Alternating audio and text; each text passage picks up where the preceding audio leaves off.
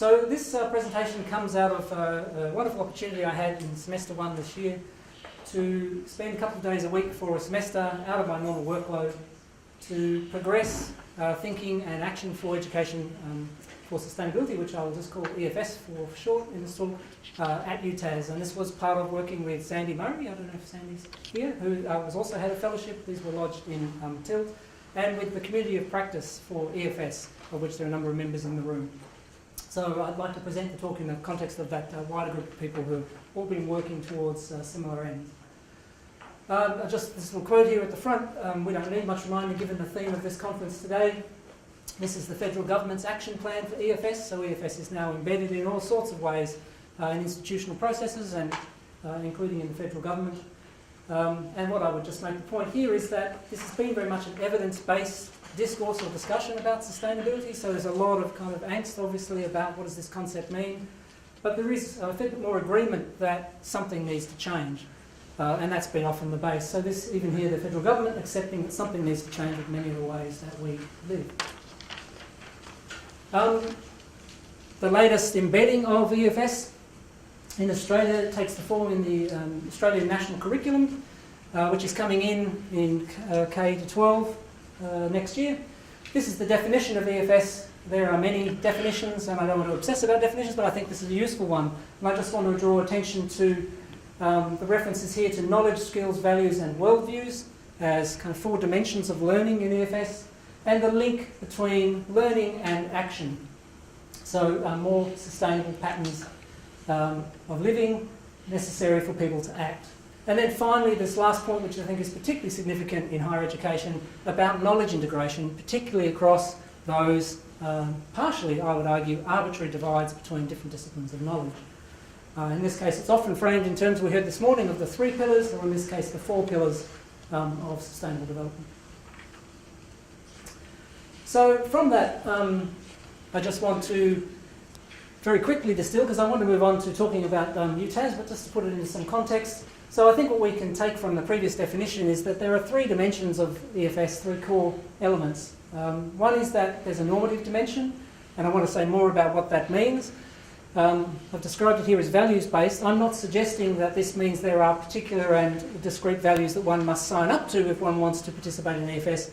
I think that part of EFS is a values-based inquiry that learners and teachers need to engage in. The second dimension is that it's integrative. This is often referred to as interdisciplinary or transdisciplinary, and I want to talk a little bit more about that later on.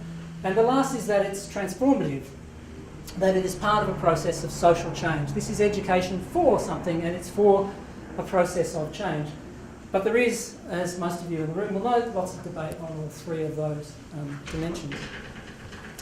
So I particularly want to focus on higher education for sustainability. So I apologise about the acronyms. I usually avoid them, but these ones are just so unfriendly, and I've been using the word sustainability for 2 decades now. I'm thoroughly sick of it, so I prefer to say things like HEFS. So there is a literature, as you can see here. There are particular documents that many of you will be aware of. The latest of those that coincided with the last big UN Love Fest around sustainable development, which was the Rio +20 conference, which unfortunately I think was very disappointing in its outcomes. But one of its things that it produced was another statement of intent that's been positioned for higher education that universities are signing up to. Universities Australia was one of the first signatories of that document, but the last time I looked, only 5 Australian universities had signed up. That document has a number of different elements that it positions as integral parts of HEFS. And one of those that I particularly want to focus on in my presentation is the teaching of, as they frame it here, sustainable development concepts as part of the core curriculum across all disciplines. And I'm interested in this idea of a core curriculum and how all disciplines may or may not get involved. Nell, do I point it at you rather than, so I keep pointing at the screen. Do I point this flicker at you? Right, look, I'll keep clicking away. So I did this as an exercise for me to try and sort out what is a very complex literature. 5 distinct areas of reform within higher education for sustainability. Specialist teaching research, campus greening, or campus operations more generally, institutional leadership or public leadership, and then systemic reform of the curriculum and systemic reform of pedagogy. And it's those last two that I particularly want to focus on, but I'm going to say a couple of quick things. First, it's been helpful to me, because this is a very complex and contested literature, to try and sort things out a little bit. And I think the distinction between instrumental and intrinsic approaches to thinking about higher education for sustainability are useful, and that those first three areas of reform I have on the screen have been more predominated by instrumental approaches to HEFS, and the two that I'm interested in, I think that it's a space, it's an underdeveloped space, as I'll say in a minute, that particularly suits intrinsic approaches to HEFS.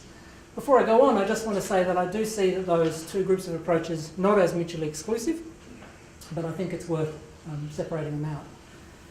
So I've taken this distinction and adapted a bit from Stephen Sterling, who is one of the more significant scholars in EFS. And basically the way he uses this distinction, that instrumental approaches put their emphasis on sustainability as a predetermined goal to which education needs to serve as a means to an end. Hence the reference to instrumentality there. And in this sense, education is particularly seen to be overcoming ignorance, to disseminate knowledge, to change values and to influence behaviour. And I think those things are important. But I do think that that has been by far the most developed approach to EFS to date. And just going back to this slide, it is in specialist teaching and research and campus greening in particular that the most advances in education for sustainability have been made in higher education to date. And the other three, but particularly the last two that I'm interested in, has seen remarkably little progress, a great deal of rhetorical flourish, and remarkably little progress over the last 20 years or so. So intrinsic approaches to EFS put their stress on education and see sustainability as an inherently educational concept, discourse, practice or concern, depending on how you want to interpret sustainability. So this positions sustainability not as a goal, but as a process, something in itself active. So removing effectively our grammar away from sustainability as an abstract noun, which a lot of our talking about sustainability positions it as a thing, and I think that that is problematic in some aspects of thinking about learning for sustainability. So intrinsic approaches emphasise education as facilitating value-laden, problem-based inquiry, debate, personal change and social change, which is a different role for education than in instrumental approaches. Okay, so I'll assume that that's my next slide.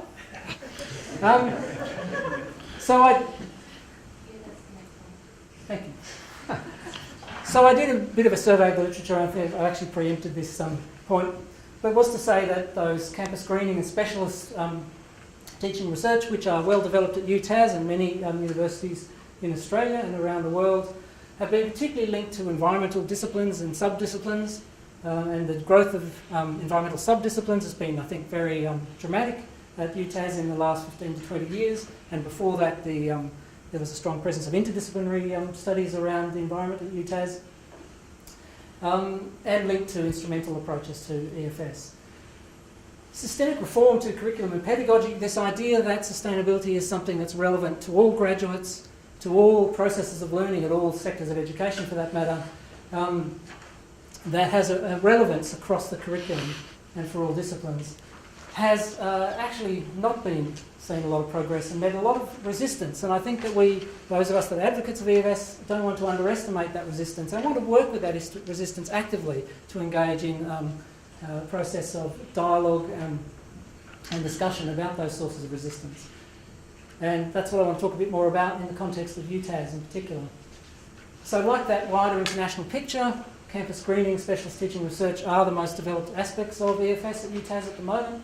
And we have now in our strategic documents a lot of aspirational statement about the potential for cross-curriculum engagement in EFS. There are some statements in the Open to Talent, which I haven't put up here, which are not entirely crystal clear, but do open the way for some thinking about systemic reform of curriculum and pedagogy. But here in the Learning and Teaching Strategic Plan, you see a couple of very explicit statements about, which I think can be construed not just because of the S word, but can be construed more generally as part of a vision of EFS of relevance to all of our graduates in all areas of our teaching.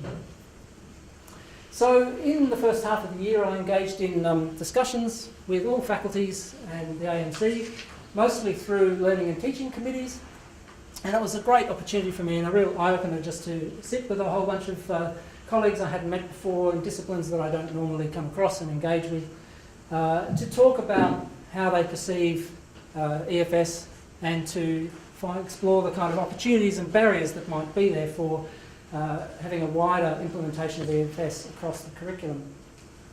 I like this little quote here. I didn't do these conversations. I think the word conversation has been corrupted by our senior management, so I'm reluctant to use it. And this morning it got even more brought home. So, but they were conversations with colleagues, and I particularly like this comment which just started a 1-hour session with one of these colleagues. And before we begin, I need some bit of clarification when you're talking about sustainability as to whether that's sustainability in the way we would use it in our discipline. And I think that that was kind of a recurrent theme in my engagements with colleagues. There was a lot of tentativeness on the part of, what are the terms of our discussion here? And many people demanded that I come clean about my version of sustainability and come clean about my politics as well. I was happy to do that in some ways, but in other ways I felt that then that enabled a certain kind of pigeonholing and positioning of me where really I was genuinely interested and still am, genuinely interested in an open conversation that doesn't preclude any particular sets of interests, values, positions or knowledges. So these were some of the main things that I've identified here as barriers. They're not going to surprise most of you. I'm writing a discussion paper that was due in July and therefore will be ready next week or thereabouts, where I will detail this in a bit more detail and some of the other aspects of the talk, and I'll try and make that discussion paper widely available. It is a discussion paper, that's all it is, but hopefully it will contribute to discussion. So these were some of the main things. This preconception about sustainability being linked to a green left politics is not surprising. I think Jeff mentioned this morning, but the evolution of EFS as a particular project has its origins in environmental education, which in turn has its origins in environmentalist movements and politics, particularly in the 60s and 70s, in particularly affluent Western societies. It's got a particular political origin. It's then been going through a process that Jeff called evolution, of being transformed. This is a project that's being made and designed and redesigned, buildings added and taken away all the time. And I think that's a very positive aspect of it, and we should be open to this being a project that's alive and under creation.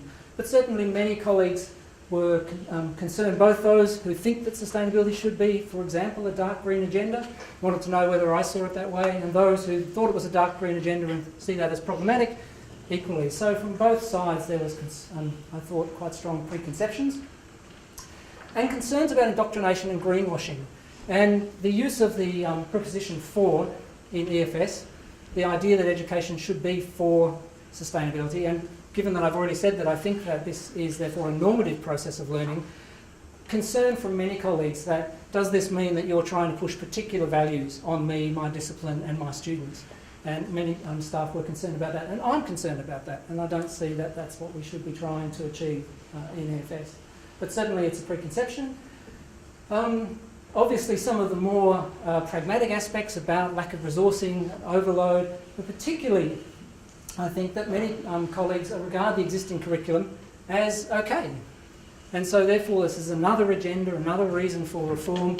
People will need to be strongly persuaded and convinced for what it is that their curriculum isn't currently doing. And of course many areas are burdened by a sense that their curriculum is full.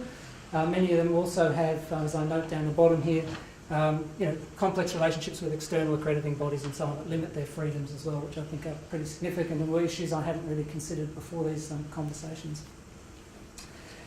There's also a fair bit of scepticism about whole of curriculum initiatives, and I have here directives. I'm not quite entirely sure what the source of that is, but at UTAS at the moment, part of the source of that I think buys into a wider scepticism about this realignment of our whole of university direction and vision from senior management that then gets embodied in strategic documents that then rolls out as particular projects like the reprofiling, like at the moment we're going through discussions about curriculum reform that we'll probably hear about next year. So a lot of colleagues are very sceptical about a lot of that. There's also a fair bit of scepticism, I think, about things like generic graduate attributes. So there has been some discussion about whether sustainability belongs perhaps within that generic attribute framework, but my experience to date has been that actually many colleagues don't necessarily see that as integral to their curriculum design and their teaching processes at the moment. And that a lot of the work that's been done on threshold learning outcomes, for example, is perhaps displacing the need for the current generic attribute structure, and that perhaps EFS could be a way of renewing and rethinking what that is. And I'm involved in a committee with a bunch of people who are talking about possibilities for that at UTAS. I've already talked about the normative concerns, loss of school discipline and autonomy, but I just want to kick on because I've got 3 minutes, I think. So I've particularly put emphasis on barriers, and I think they're significant. And underneath all that, though, I think there's an opportunity for engaging in discussion about those various concerns that people have raised. I don't think that's the end of the conversation. And breaking down preconceptions, particularly about what EFS could be, I think is important. But it was very clear that there is already a very wide and diverse spread of EFS specialist activities throughout the curriculum in both teaching and research. Much wider than I realised. There are very few areas of this university that aren't engaged in what I would consider sustainability issues and frameworks, whether or not they use the language, but in fact that language is widely diffused as well.